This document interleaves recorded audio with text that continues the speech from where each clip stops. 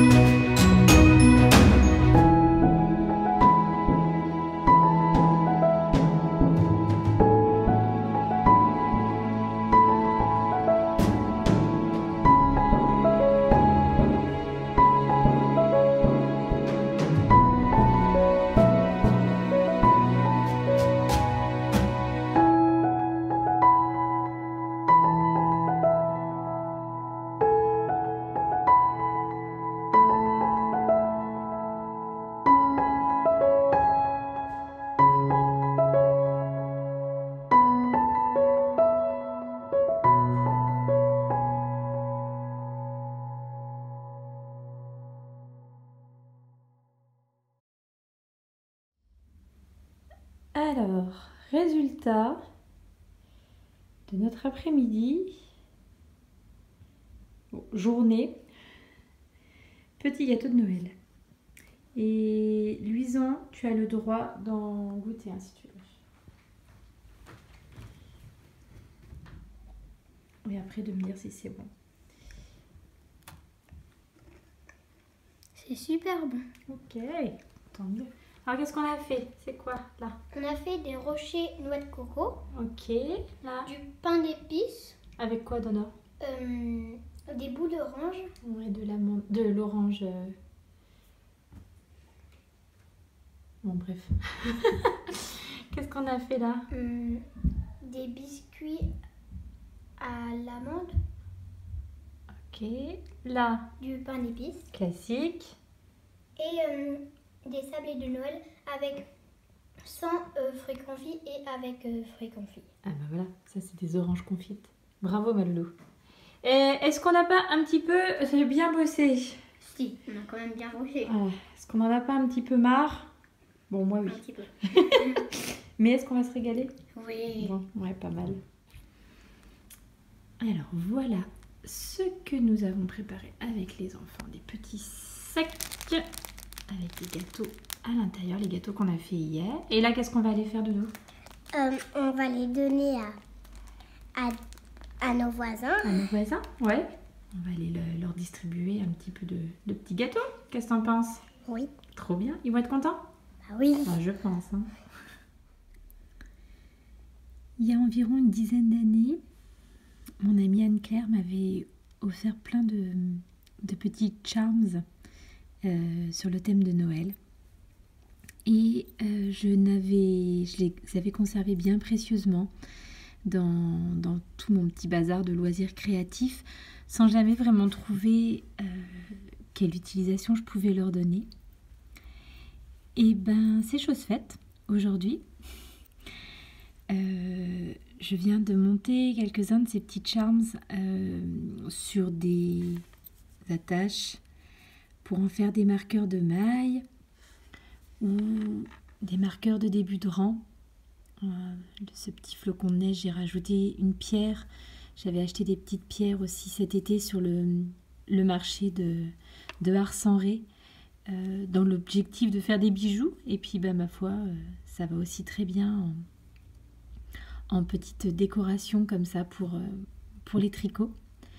Et je suis vraiment très contente d'avoir voilà, d'avoir trouvé une utilité à ces petits objets que je gardais bien précieusement et d'avoir trouvé quoi en faire aujourd'hui. Ça m'a vraiment fait extrêmement plaisir. C'est le début de ma chaussette. Bon, je vais vous en parler dans le blabla tricot, mais ma chaussette Noël d'antan. Donc c'est vraiment parfait d'avoir ces petits marqueurs là pour aller avec. Voilà, puis du coup j'en ai encore quelques-uns, donc je suis en train de préparer des petites choses là. Voilà, pareil, des petits marqueurs de début de rang, façon un peu Reine des Neiges. Oh, je suis pas sûre que ça va faire le point. Mais bon. Voilà, je suis vraiment contente d'avoir fait ces petites choses-là. Et autre chose qui m'a fait extrêmement plaisir, sans vous en dévoiler le contenu, j'ai reçu une très jolie et très gentille carte de ma copine Laetitia. Extrêmement touchante. Laetitia, c'est une de mes tricopines. Et une personne que je suis ravie d'avoir rencontrée via le tricot. Donc voilà, Laetitia, ta carte m'a fait vraiment, vraiment extrêmement plaisir. Bonjour tout le monde, j'espère que vous allez bien. Bienvenue dans ce nouvel épisode de podcast. On est toujours sur un podcast type vlogmas, un peu entre les deux. C'est donc le 3e, puisque c'est la 3e semaine avant Noël. Bref. Voilà, j'espère que tout le monde va bien. J'espère que vous passez un bon mois de décembre, que vous arrivez à ne pas être trop surchargé de tout, de choses à faire, d'émotions contradictoires, d'inquiétudes et tout. C'est un mois de décembre cette année vraiment particulièrement fatigant et vraiment extraordinaire, quoi. Enfin, tous les points de vue. Donc j'espère qu'au milieu de tout ça, vous arrivez quand même à trouver des petits moments de calme, de joie et de lumière. Donc voilà. J'espère qu'on va passer un bon petit moment ensemble. J'ai un petit peu de tricot, mais pas non plus énormément. On se demande bien comment ça se fait. Vraiment, le mois de décembre, au niveau du temps disponible, c'est quelque chose. C'est quelque chose. Mais quand même, un petit peu de projet fini, donc tout va bien, l'honneur est sauf. Voilà. On commence ? Alors, je vais vous montrer le premier projet terminé, qui était à moitié terminé la semaine dernière, qui est désormais fini.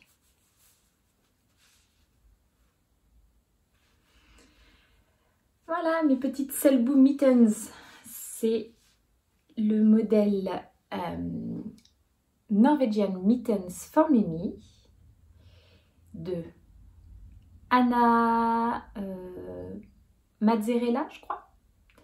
C'est un modèle gratuit sur Ravelry de moufles à motifs traditionnels norvégiens dans le style donc des Selbu Mittens.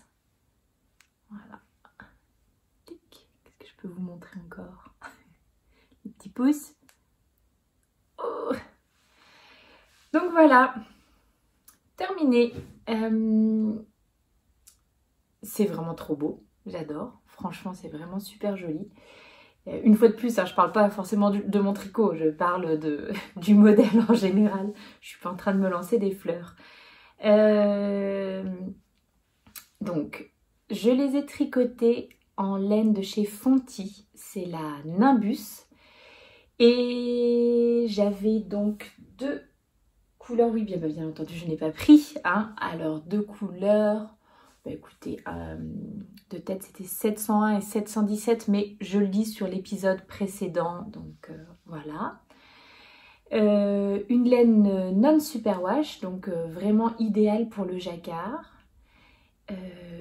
Bien chaude. Franchement, c'est parfait. Puis en plus, forcément, comme avec le Stranded Colorwork, vous avez le fil qui passe, enfin il y a 2 fils à chaque fois, donc je trouve que là j'aurais pas froid aux mains, vraiment. Je les ai tricotés. Oh là là, j'ai rien noté. En 3,25. Donc c'est un modèle gratuit. Ceci dit, il n'y a pas vraiment d'indication pour les tailles, etc. En gros, tu fais un échantillon et si tu veux que ça soit plus... Si tu veux une taille au-dessus, et ben, tu prends des aiguilles plus grandes. Si tu veux une taille en dessous, tu prends des aiguilles plus petites. Voilà, Mais il me semble que dans la manière traditionnelle, de toute façon, je crois que c'est comme ça en fait. Ils changent la taille d'aiguille pour faire différentes tailles, mais pas forcément. Le modèle ne change pas en lui-même. Donc j'avais fait un échantillon, j'avais fait mes petits calculs, sachant, je le redis, que les maths et moi, ça fait 25. Et donc j'étais partie sur du 3,5 puisque c'est ce qui me semblait être bien pour ma taille. Donc au final, c'est correct. Mais concrètement, alors celle-ci, je pense que à droite, j'ai dû vraiment tricoter de façon plus lâche. Donc voilà, c'est bien. À gauche, je suis un tout petit peu plus serrée. Vraiment, pour moi, il aurait fallu que je les fasse en 3,50 au final. J'avais donc du coup hésité à savoir est-ce que je les donnais à ma fille, est-ce que je les gardais. Alors, je pense que très égoïstement, je vais les garder puisque j'ai peur d'avoir froid aux mains quand il va se mettre à faire un petit peu plus froid, puisque là pour l'instant on a une sorte de redoux dans le mois de décembre. Donc pour l'instant le port de mitaines vraiment chaudes comme ça ne se justifie pas tout à fait, mais je ne désespère pas. Et puis bon, c'est quand même relativement rapide à faire, donc je me dis que il me reste de la laine, il me reste tout à fait suffisamment de quoi faire une deuxième paire sans problème, identique. Donc je pense que je vais faire je pense que je ferai une version pour ma fille aussi. On verra. Je suis vraiment égoïste du tricot, c'est pas bien du tout. Quoique mes 2 prochains projets sont pas pour moi. Alors bon, finalement. Voilà, bah, que vous dire de ce petit modèle? Je pense que si vous débutez en jacquard, c'est peut-être pas le modèle par lequel commencer. Enfin, non, je pense que c'est peut-être pas le modèle par lequel commencer. Je trouve que c'est difficile de gérer sa tension convenablement sur une paire de moufles. J'ai trouvé ça plus facile à faire sur un bonnet, par exemple. Là, avec le Magic Loop, quand on change d'aiguille, il y a vraiment des endroits où moi j'ai trop serré, je m'en rends compte. Donc ouais, je pense... Enfin, c'est peut-être pas le modèle par lequel commencer. Il n'y a pas beaucoup d'explications. C'est vraiment... Bon, c'est un modèle gratuit, donc... Comme je le disais la dernière fois, on paye la grille de jacquard. Alors non, bah non, on ne paye pas, hein, c'est même le principe de la gratuité. Donc c'est un modèle gratuit et en fait, ce qu'elle propose, c'est la grille de jacquard, mais il y a très peu d'explications sur comment réaliser son tricot. Donc je pense que pour quelqu'un qui débuterait, c'est peut-être pas un modèle par lequel commencer. Par exemple, pour le pouce, après coup, il y a quand même pas... Enfin, c'est un peu tu te débrouilles quoi. Donc alors c'est magnifique sur YouTube, il y a pléthore de vidéos qui nous expliquent comment faire. Je sais pas comment on faisait avant. Enfin, moi je m'en sers, je dis pas quotidiennement, mais quand même vraiment souvent quoi, des vidéos YouTube sur les techniques de tricot, etc. Je trouve ça absolument génial qu'il y ait des personnes qui prennent le temps de mettre à disposition des autres comme ça des ressources qui sont super pratiques et utiles. Donc un grand merci à toutes celles et ceux qui prennent le temps de le faire. Donc voilà, pour le pouce après coup, ça demande... C'est pas difficile en soi, mais c'est vrai que si c'est un de vos premiers ouvrages en jacquard, ça peut rajouter une petite difficulté supplémentaire. Mais voilà, et puis il y a des endroits où il faut... Moi j'ai quand même fait... Il n'y a pas beaucoup d'endroits, mais il y en a quelques-uns où il faut quand même faire suivre le fil. Vous savez, quand vous avez trop longtemps d'une même couleur, il faut quand même faire suivre le fil de l'autre couleur. Alors pareil, c'est pas difficile en soi, mais c'est quand même plus simple quand tu débutes d'avoir un ouvrage où ton fil va être croisé de façon régulière et de façon à ne pas laisser de grands fils qui courent à l'arrière. Surtout pour des moufles, hein, si c'est pour te coincer les doigts dans tes fils sur l'arrière, voilà. Enfin, à l'intérieur, c'est quand même pas très agréable. D'ailleurs, est-ce que je vous montre l'arrière? Oui, je vous avais montré la dernière fois. Je pense que là, typiquement, j'ai mal croisé mes fils. J'ai dû faire passer la couleur contrastante en dessous au lieu de la faire passer au-dessus. Voilà. C'est beaucoup plus régulier ici. Mais c'est un peu plus serré aussi. Alors bon, enfin voilà. Bon, c'est... J'adore le jacquard, c'est trop beau. J'adore le jacquard, mais là je suis dans une grosse période jacquard. Donc, enfin j'étais. Je pense que... Voilà ce que ça donne sur l'envers. C'est joli. Voilà, mes petites Norwegian Mittens for Mimi terminées. Et c'est de la laine que j'avais acheté chez Madeleine, donc la boutique en ligne et en présentiel. Oh, c'est faux. Et la boutique qui se trouve à Bruyères dans les Vosges. Et je mentionne cette boutique parce que bah, elle est top. Vraiment, vraiment, vous pouvez aller faire vos achats là-bas. Ils ont un choix incroyable de laine, de fils, de livres, d'accessoires, de tricot. Et puis ils sont d'une gentillesse. Voilà, pour le premier ouvrage. Alors, Bibiche tricoteuse égoïste, certes, mais quand même. Je vous en avais montré un la dernière fois. Ils sont deux à présent. Oh, qu'est-ce que c'est mignon. Mais je suis fan. Hein. Intoxiquée par Mimi. Oh bah, je vous mettrai le lien du podcast de Mimi, mais je pense que vous la connaissez déjà. Je vous mettrai le lien de son podcast dans la description. Ce sont les petits gnomes de Sarah Shira. Et ce modèle, c'est Never Not Knowing. Et j'ai réalisé ces petits gnomes pour faire les cadeaux de Noël des maîtresses de mes filles. Donc là, il y a la Natacha de maîtresse Martine. Et celui-là, on ne lui a pas trouvé de nom. Alors le plus petit s'appelle Nicolas. Et le plus grand, Norbert. Donc, je sais pas. Bon, en tout cas, voilà notre petite Natacha. Et on va les emballer tout à l'heure, parce qu'on est quand même vendredi. Il est temps de... Bon, les cadeaux sont prêts depuis longtemps, mais voilà, les filles leur ont préparé des petites pochettes. Et puis, on va les glisser dedans, avec peut-être du chocolat. Oh, je vais peut-être pas vous faire ça, ça va faire du bruit de sachet. C'est jamais très agréable dans les podcasts. Mais voilà, les petits gnomes. Alors, ils sont tricotés en 3 et en 2,75. Celui-ci juste en 3, puisque Bibiche Feignasse n'a pas voulu changer d'aiguille entre le bonnet et le corps.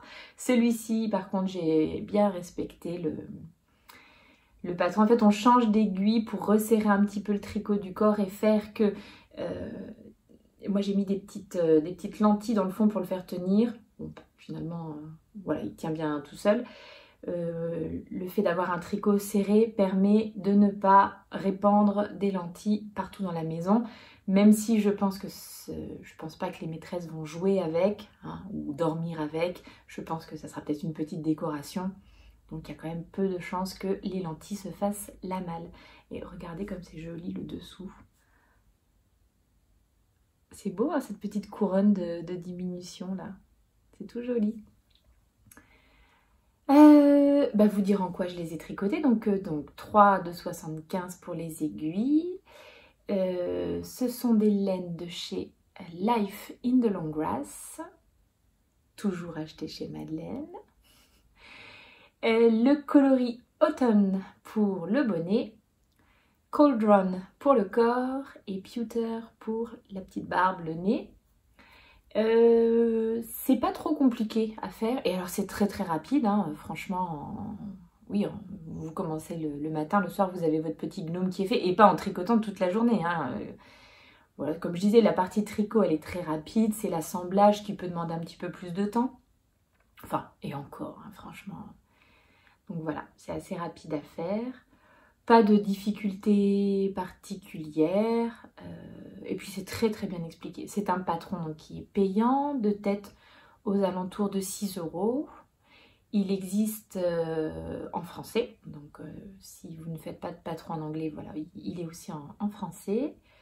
Très bien expliqué. Et puis il y a pas mal de photos, il y a des liens vers des vidéos aussi pour certaines techniques. Donc franchement, c'est impeccable. Et alors, elle a plein d'autres modèles.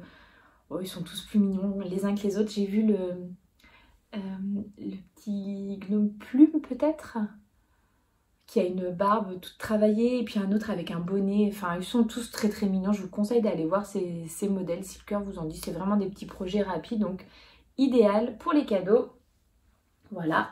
Qui partent pour les maîtresses aujourd'hui. Bye bye les petits gnomes. Hop. Donc ça c'était mes projets terminés. Voilà. En même temps, hein, en une semaine, c'est déjà pas mal. Je vous montre maintenant les projets en cours. Alors on va commencer par celui que je vous ai déjà montré. Le Pink Velvet. Mon futur magnifique pull, qui est un modèle d'Andrea Mori. Hop, je vous disais du jacquard. Alors je vous montre, non c'est bon, c'est bien le devant. On l'a aussi, tic tic tic. Je pense que le câble est trop court, je ne vais pas pouvoir le passer pour vous le montrer, mais je penserai à le mettre sur un câble plus long pour la prochaine fois, pour vous le montrer. Ah, qu'est-ce que j'adore ce modèle. Non mais c'est trop beau. C'est beau, ça va être trop chouette. Donc, la dernière fois que je vous l'ai montré, je venais de terminer la partie jacquard et j'avançais donc. J'avais pas encore fait la séparation des manches. C'est chose faite maintenant. Donc, écoutez, maintenant, hein, il suffit. Bon, ça roulotte de trop, hein, j'arriverai pas à le montrer mieux. Donc maintenant, j'ai séparé les manches. Tic. Donc je vais dérouler le tricot du corps, c'est du jersey tout simple. Je pense que là je vais aller au bout de ma pelote.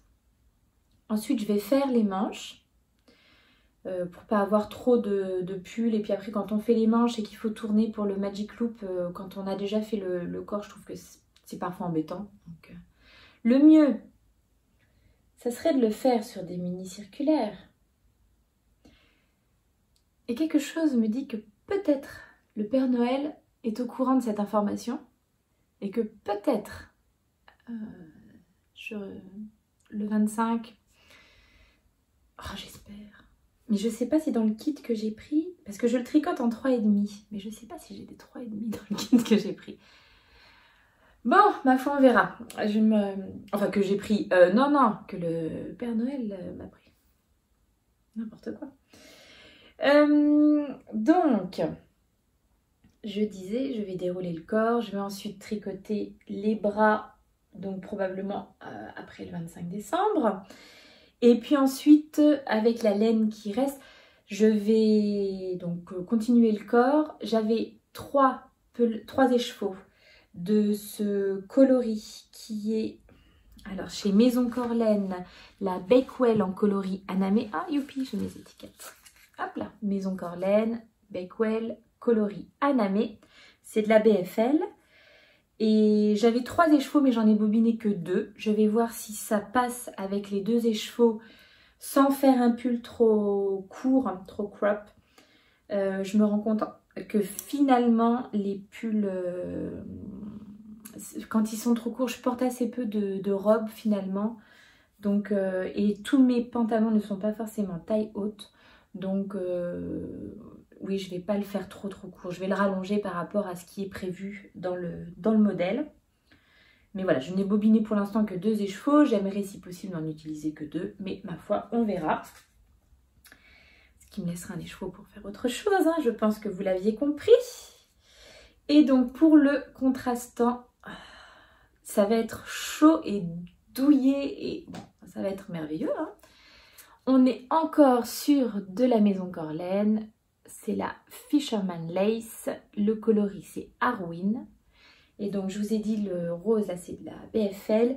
Et donc, ce joli petit crème, là, c'est de la Suri Alpaga. Soit, c'est très, très doux et très, très chaud. Et assez merveilleux. Alors, c'est de la laine non superwash pour la Suri, mais par contre, c'est de la superwash pour la BFL. Voilà, la partie jacquard était... Je pense que c'est des laines qui fonctionnent bien pour le jacquard. Ça va bien se tenir. Par contre, c'est vrai que à tricoter, les laines avaient tendance à s'accrocher l'une à l'autre. Donc, il fallait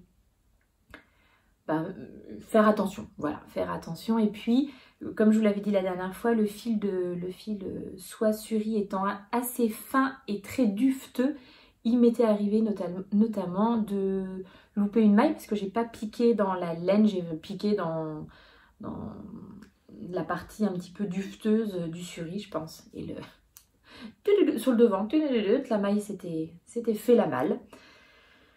Voilà, un petit moment d'angoisse, mais qui est passé. Donc, qu'est-ce que je ne vous ai pas dit sur ce modèle? Je ne sais pas. 3,5, les laines, la designeuse. Non, je pense que là, j'ai fait le tour de ce que j'avais à vous en dire. Bon, c'est hyper agréable. Finalement, c'est bien aussi d'arriver à un petit moment de Jersey. C'est parfait. Pour les soirées, tout ça, ça demande pas trop de réflexion. Parce que c'est vrai que ces derniers temps, j'étais sur des modèles où il fallait quand même être un petit peu concentré. Donc voilà, ça c'est très bien finalement. Et puis, je pense que quand je serai arrivée au bout du Jersey, j'en aurai marre et j'aurai envie de faire des choses de nouveau un petit peu plus compliquées. Donc ça s'équilibre pas trop mal. C'est très bien. Et pour terminer, je vous montre ma paire de chaussettes du mois de décembre. Donc je n'avais pas encore commencé la dernière fois. Hop. Les voici. Les voilà. Ce sont les chaussettes Noël d'antan de Élise d'Amour Design. Et c'est ma copine Kathleen qui m'a très très gentiment fait la surprise de m'offrir ce modèle qui était dans ma liste de favoris sur Ravelry. Je les tricote en Sockier de chez Coupe Knits pour le coloris principal. C'est le coloris Quartz. En Le bruit des aiguilles 85-15 de chez Anna. Et le coloris c'est rouge. C'était un mini que j'avais. Et un deuxième mini de chez Madame Guillotine. Sa base BFL Platinum. Le coloris c'est Teal. Mais qui je trouve est pas mal, finalement pas mal vert, plus que bleu. Enfin, après, voilà. Petite partie. Donc, c'est des chaussettes qui commencent par la pointe, donc des toe up. C'est pas mon type de chaussettes préférées. C'est pas le type de montage de chaussettes que je préfère. Alors, à faire, ça me dérange pas. Le problème que j'ai déjà rencontré avec ce type de chaussettes, c'est que j'ai du mal à faire un beau rabat au niveau des côtes. Donc, quand je serai arrivée en haut, je trouve que mon rabat est toujours un peu trop... Alors, s'il est trop serré, ben, je peux pas passer mon pied dedans. Et quand je fais des techniques un peu plus lâches, il a tendance à pas se tenir, quoi, à pas avoir de tenue. Donc, j'ai pas lu le modèle jusqu'au bout. Je n'ai pas vu ce qu'elle préconise comme rabat. Donc, je verrai quand j'y serai. Voilà, là ça avance quand même assez vite. Bon, la petite partie de jacquard qui est là, elle se fait très rapidement. Après, c'est du jersey, donc là, autant vous dire que moi, sur les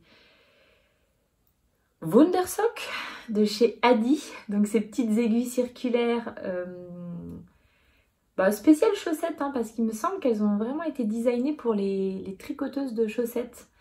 Avec donc une aiguille plus courte d'un côté que de l'autre, ce qui fait que, alors, une fois de plus, je pense que je les tiens pas de la façon traditionnelle, mais en tout cas c'est ce qui est le plus ergonomique pour moi.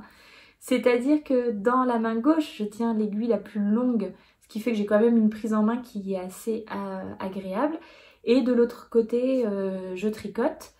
Et je trouve que... Ah oui, sauf que j'arrive à un moment de motif, donc en fait je peux pas aller au bout de mon truc. Donc je vais m'arrêter là. Enfin voilà, je trouve que pour moi c'est bien pratique. Là, le jersey comme ça va hyper vite. Et là, j'arrive à un moment où je vais faire une tresse lettonne. C'est la première fois que je réalise une tresse, que je vais réaliser une tresse lettonne. Donc, j'ai hâte d'apprendre une nouvelle technique. Je trouve que c'est top, les patrons où tu apprends des nouvelles choses. Le talon, c'est un talon... c'est un talon créé par la designeuse. Tweedledee, peut-être bien? Je ne suis plus sûre. Ça ressemble... Enfin, c'est un talon qui est donc travaillé avec des rangs raccourcis. Ça ressemble légèrement au Fish Lips Kiss Heel. Ah, cet accent merveilleux. Personnellement, je pense que je préfère quand même le Fish Lips. J'ai quand même un petit peu... pas des trous, mais... Bon, pourtant... Il me semble que j'ai quand même bien serré. La designeuse dit de prêter vraiment attention au fait de bien serrer son tricot. J'ai l'impression que j'ai un résultat un tout petit peu plus net quand je fais le fish lips. Mais bon, une fois de plus, je pense que ça va être tout à fait correct. Voilà. Je pense que je vous les ai montrés. J'ai dû mettre la petite vidéo. Je me suis fabriqué des petits marqueurs spécial Noël. Avec ces petites choses que j'avais dans mon stock de loisirs créatifs depuis tellement longtemps. Je suis hyper contente de leur avoir trouvé une utilité. C'est quand même chic, non, d'accorder ces anneaux marqueurs à la saison en cours. Non mais chic jusqu'au bout du tricot, c'est trop chouette. Donc voilà ce que je peux vous dire pour ce modèle. Je les tricote en 2,5 et avec 64 mailles. C'est vraiment la taille que je fais d'habitude pour mes chaussettes. Et ça sera la 12e paire de ma boîte de bas, ce qui fait que quand elles sont terminées, ma boîte de bas sera complète, parce que j'avais dit 12 paires. Et donc je pourrai me les offrir pour la nouvelle année, vous les présenter en podcast, puis porter mes chaussettes pour l'année 2021. On va avoir les pieds bien au chaud. C'est chouette. Voilà. Voilà pour la partie tricot à proprement parler. Je ne voudrais pas être trop longue, donc je vais me dépêcher pour le reste aussi. Il faut que je vous montre ça, c'est trop bien. J'ai reçu... Bon, alors, le dernier podcast... J'ai annoncé à tout le monde que Briey était en Moselle. Non, alors Briey est en Meurthe-et-Moselle. J'ai un petit peu honte. J'espère que vous ne m'en tiendrez pas trop rigueur. Bon, désolée. Hein. Bon, à ma décharge, ça touche un peu. Enfin, c'est vraiment pas très loin. Mais pour vous parler donc... Vous reparler du festival Exceptiolène qui se tiendra. Alors en plus, bon, c'est pas tout à fait à Brieux, hein, c'est à Mansieul, mais ça doit être vraiment juste à côté. Les 13 et 14 février, salle Saint-Pierremont à Mansieul, donc dans le 54, hein, pour ceux qui ne le sauraient pas. C'est ma copine Kathleen Exceptiolène qui organise ce festival et qui fait un travail absolument incroyable. La première édition l'année dernière était déjà très chouette et alors là pour cette édition il y a des super invités. On va avoir des teinturières de folie, mais il y a notre copine Marie-Cécile, Madame Guillotine, dont je vous ai déjà parlé plusieurs fois, qui vient. Elle était annoncée aujourd'hui. Bon, c'est top parce que Marie-Cécile, moi je ne l'ai jamais rencontrée en vrai. Là bon, ça sera forcément très particulier, ça sera en vrai, masqué et un peu de loin. Mais ça va être génial, je suis trop impatiente. Voilà, alors 2 € l'entrée en plus. Quand on voit des fois certains salons, les prix qu'ils peuvent pratiquer, enfin là franchement, ça vaut vraiment le coup parce que quand tu payes ton entrée 2 €, après tu as encore vraiment beaucoup d'argent pour... Enfin beaucoup d'argent. Disons que tu vas plus facilement craquer sur les stands que si tu as déjà payé 15 € ton entrée. Ça, c'est mon point de vue. Voilà.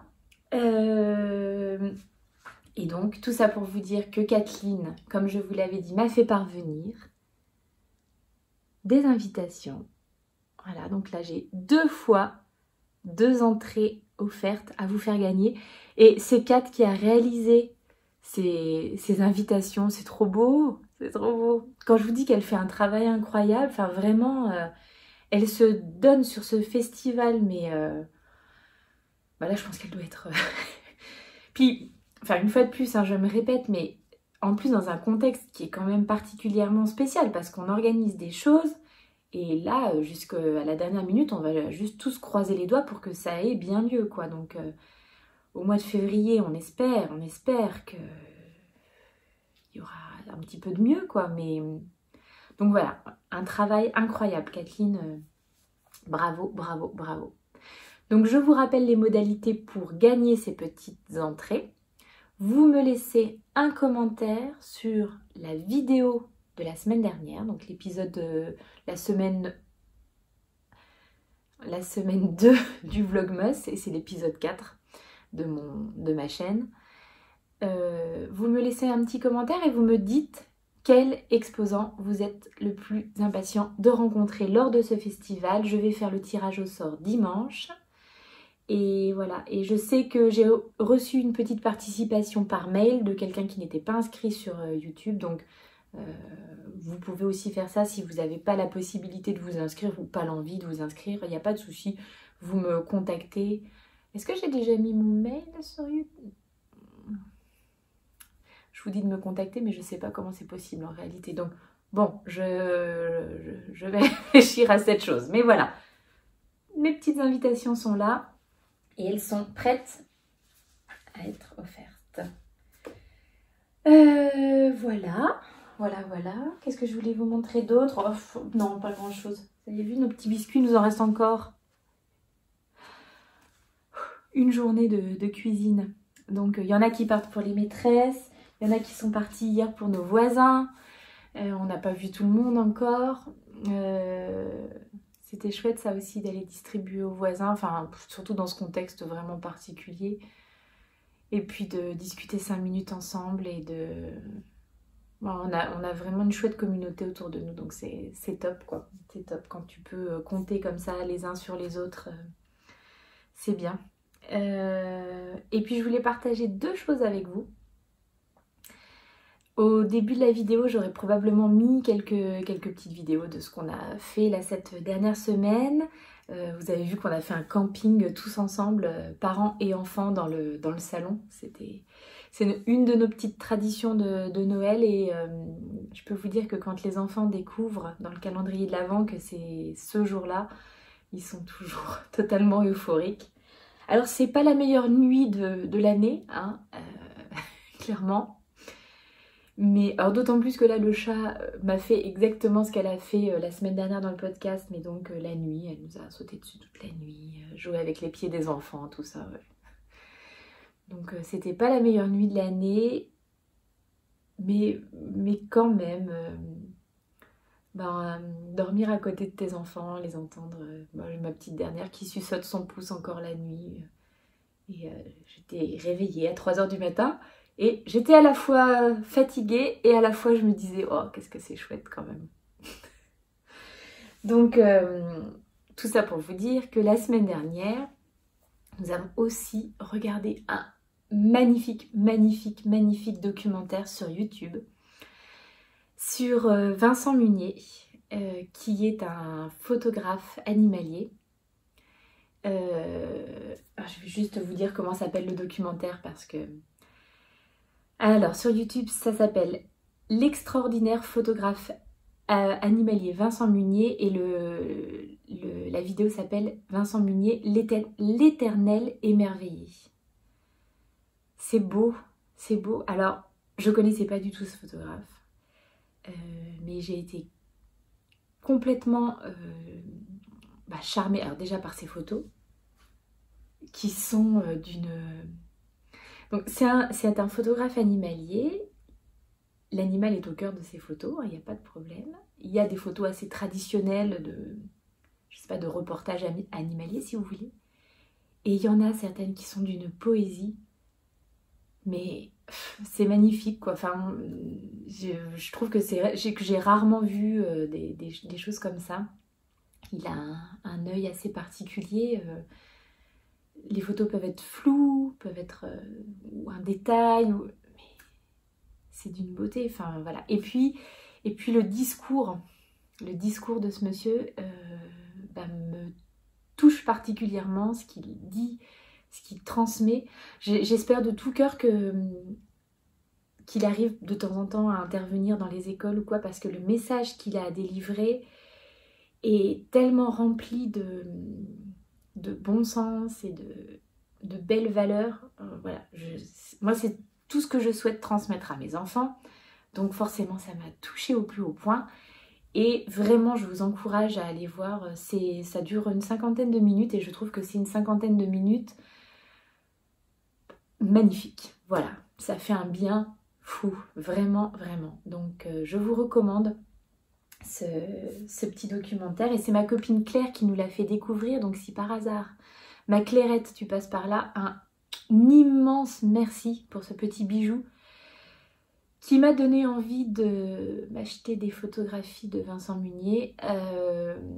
Bon, j'ai pas tout à fait le budget pour l'instant. Alors il le dit, il est très honnête, hein, il le dit lui-même dans le reportage. Il dit que ces photos valent un certain prix et que c'est ce qui lui permet après de repartir et de revivre certaines expériences et de pouvoir après les transmettre. Alors les livres sont beaucoup plus accessibles. Je pourrais m'offrir un livre si vraiment l'envie me prenait. Mais une photographie, ça doit être quand même quelque chose. Donc bon, bref. Rêvons, c'est beau de rêver. Et l'autre chose que je voulais partager avec vous,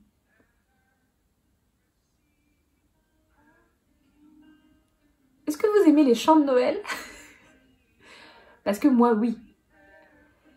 Et via le vlog de Woolly Mammoth Fiber, je mettrai le lien, hein. J'ai découvert cet album de chants de Noël. Hop, c'est Benjamin Amos.